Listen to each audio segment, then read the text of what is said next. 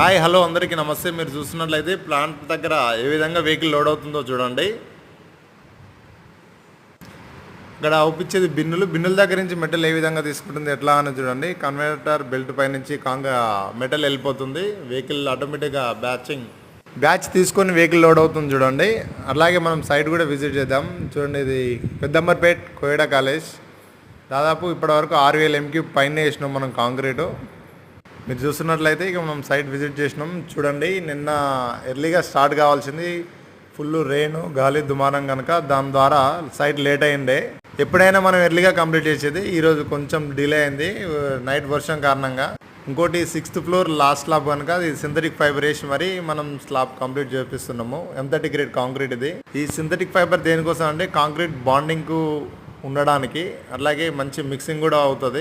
ఈ మధ్య వాతావరణంలో పెను మార్పులు సంభవిస్తాయి కనుక ఎప్పుడేం జరిగేది తెలుస్తలేదు.